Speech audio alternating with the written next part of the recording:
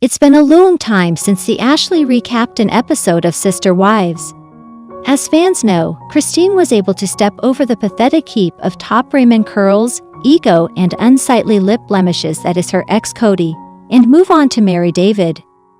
Naturally, because TLC wants to milk this cash cow for all it's worth, the network was kind enough to do a special all about Christine and David getting hitched. The Ashley figured she should celebrate by recapping the second part of the Christine and David wedding special. Let's get this crap going, shall we? We kick off part 2 of the wedding special with a recap of part 1, which show Christine and anti-Cadillacs David preparing in the last days before their wedding. We see Cody and last wife standing Robin talking about the impending nuptials, which they were not invited to. Cody is clearly trying to hold his tongue so that he looks good, but let's be honest, with him sporting that ridiculous visor, there's no hope of that happening. Robin is trying to keep Cody from opening his big trap and doing even further damage, if that's even possible, to her dream of sitting on porch chairs with her aging sister wives and gloating about how she and Cody are still doing the horizontal mambo well into their 80s, while her sister wives' cold and lonely loins have been collecting cobwebs for decades. It's just really unfair that this will never happen. Darn Christine. With that, we get the opening credits, which still, for some reason, include Cody and Robin. Even old Mary gets her smiling mug into the opener, despite the fact that she appears to have no idea what the hell or who the hell Christine's been doing since she hightailed her ass out of Flagstaff. Cody's smug mug glistens in the sun, knowing that he's contractually obligated to be part of the special, even if no one wants him there. Part 2 starts on the wedding day. The stage is set for the ceremony, and Christine prepares to put on her dress, which, luckily, fits her much better than the misshapen satin monstrosity she wore on the dark day she married Cody. Christine is excited to put on the dress, as her daughters cheer her on. Christine is positively giddy with excitement. The idea of marrying a man who shows no affinity for visors and has no other wives is almost too much for her to handle. Meanwhile, David is just chilling, waiting for someone to tell him, and his white black fly sunglasses, where to go.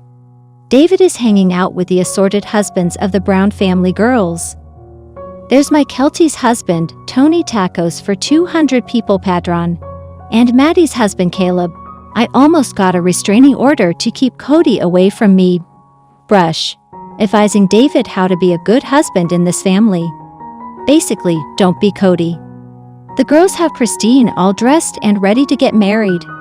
Christine looks stunning, and all of her daughters, except for Gwendolyn, who did not to attend the wedding because she was too busy, plus Janelle's daughter Maddie, are squealing in delight over Christine's happiness.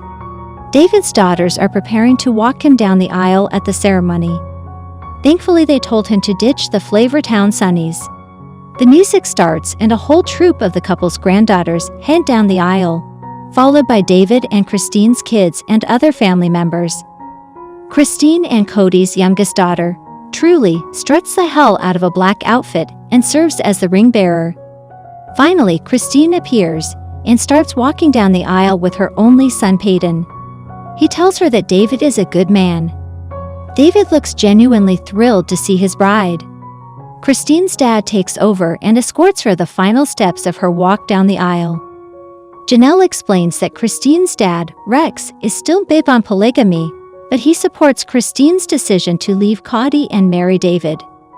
David gushes about how beautiful Christine looks, and Christine absolutely beams.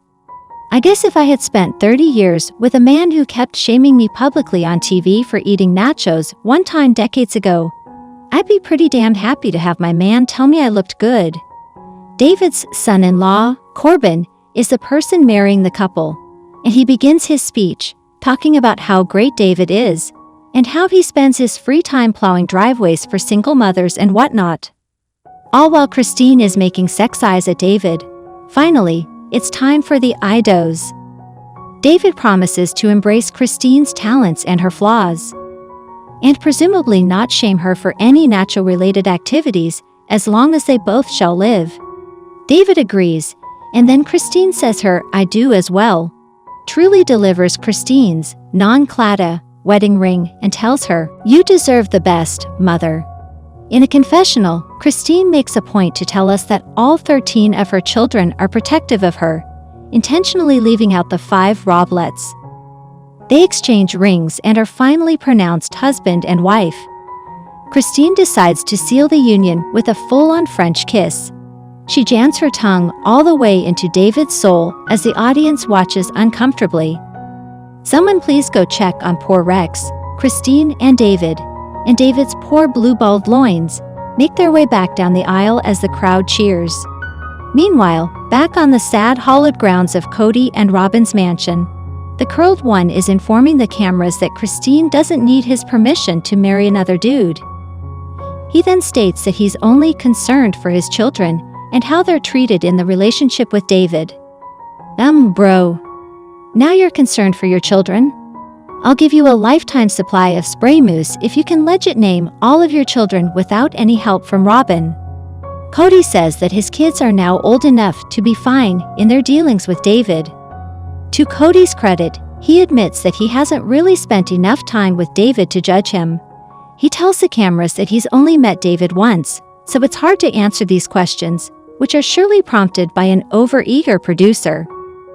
As Cody talks, though, Robin is scrunching her overfilled brows, something furious, just waiting to pounce if Cody says something stupid and gets him written off this damn show. Cody wishes Christine and David happiness, and I think he genuinely means it. It's weird to see Cody being nice. Robin looks relieved, but then Cody starts talking again, and you can tell she just knows he's about to say something dumb. "I'm just gonna keep talking until the cameras go away," Cody says finally. Number 1 fan Robin jumps on it, slopping her lips all over Cody's to get him to shut up. Next, we get to hear from Robin herself, who tells that things have been really difficult for her, watching Christine be happy away from the clutches of her and Cody. It makes me take a step back and wonder, does plural marriage really work? The answer is no, Robin. Plural marriage does not really work, particularly if the husband spends all his time intimate marrying only one of the wives and treats the other wives like coworkers you see once a week. Back at the wedding, Christine could give 2 craps about plural marriage. She probably never wants to hear that term again. She's taking pictures with various family members. Mykelti pulls out her inner Mary and starts bossing everyone around and telling David's family where to stand for group photos. Next, some of the Brown girls talk about why they are just saying no to doubling or tripling up on a husband. "I honestly think that polygamy is a terrible idea," Mykelti says, adding that she feels polygamy wasn't fair to her parents. None of them got what they needed out of a marriage. "I don't think polygamy is what anybody deserves," Mykelti adds. From there we watch as Mykelti barks like a dog to encourage Janelle to get into a picture. Or something. I have no idea what the hell is happening here. Janelle then tells us that it feels right to see Christine marry David. She predicts many happy years for the couple. "I see them sitting on the porch on rocking chairs, watching their grandkids," Janelle says of Christine and David. "Oh, Janelle, you rascally lil devil, you. You knew exactly what you were doing with that statement, and I am sorry for it." Janelle does mention that she'd be open to having any of the other children, aka the Roblets, join their new, revised family. "Any of the children who are not here currently would be so welcome," she says. They wheel out Mary to randomly pipe in her thoughts. She insists that she's in a really good place in her life. Now that she's Cody-less, it's no surprise. She says that she knows she will eventually find someone who actually loves her, and isn't just being nice to her once a year to get Rice Krispies treats. She is looking forward to finding love. Maybe we'll be seeing a Sister Wives. Mary gets married special in 2024. Mary just announced that she has a boyfriend, so you never know. Back at the wedding reception, the champagne is flowing. No Welch's sparkling grape juice for this crowd of wild ones. We get to hear the wedding speeches, which are very sweet. Janelle tells us how nice it is to see Christine be openly affectionate with David, given that when she was with unspecial K, she rarely even got a peck on the cheek, let alone a deep, open-mouth kiss in public. It's kind of like the healing balm on the wound that Cody inflicted, she says. Janelle is not playing today, folks. Cody was telling her, I was never attracted to you. I thought you were always gross. I had to work hard to be with you. And I thought, what is hole kind of thing to say to somebody? Especially somebody you've been with for 30 freaking years and you have 6 children with. It wasn't cool. It wasn't true, and it wasn't cool.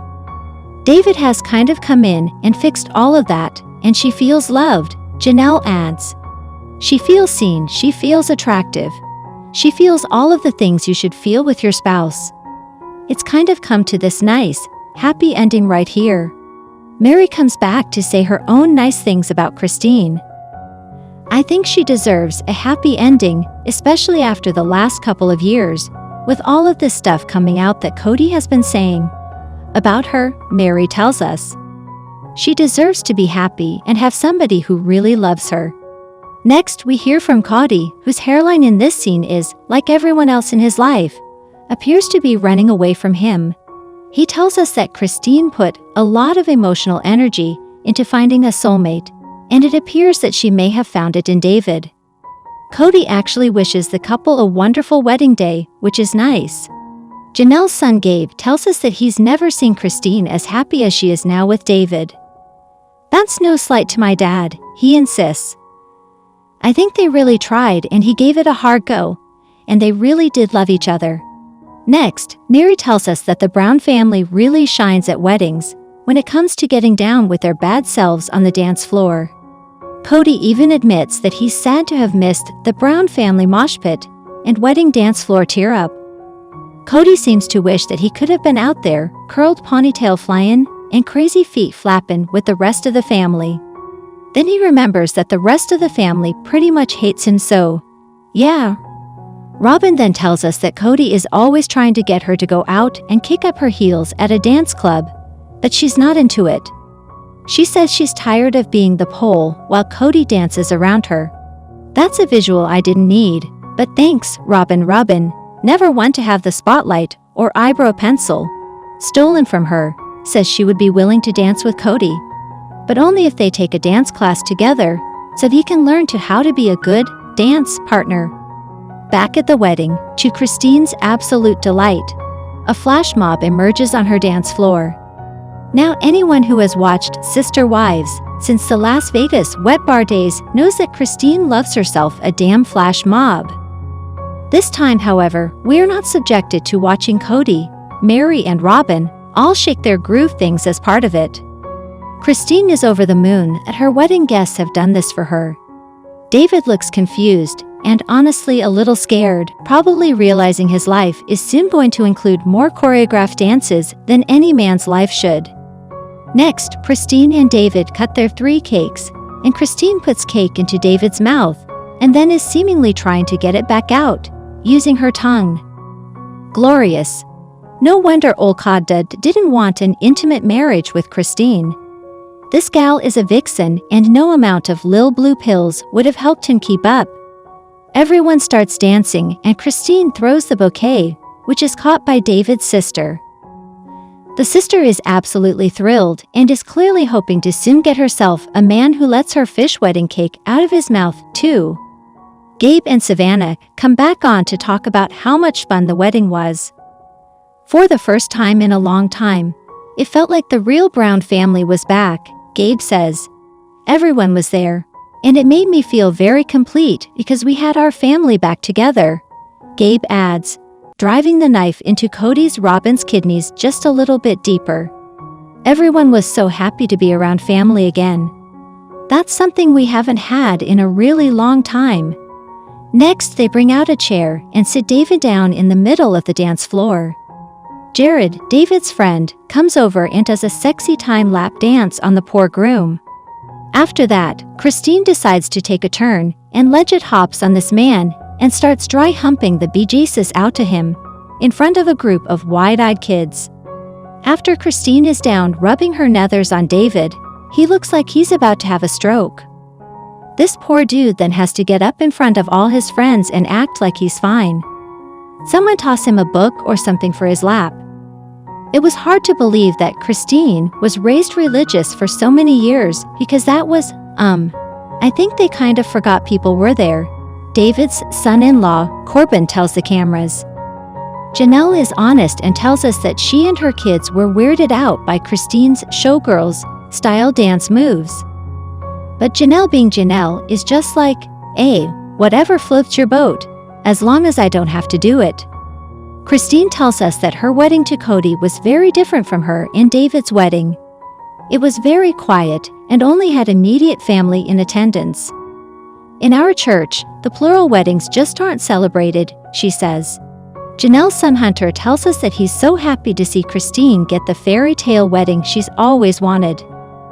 He also notes that you see how many people were at Christine and David's wedding, and you can see how loved they really are. Christine and David describe their wedding as a dream come true. I was single for so many years, and it's awesome to have you, David, a widower, tells Christine. I was sharing for so many years, and it's awesome to have you too, Christine tells him. David and Christine bid farewell to their wedding guests as they head off to start their honeymoon. Please don't forget to like, comment, share, and subscribe to my YouTube channel, JackCN24. Thank you for watching.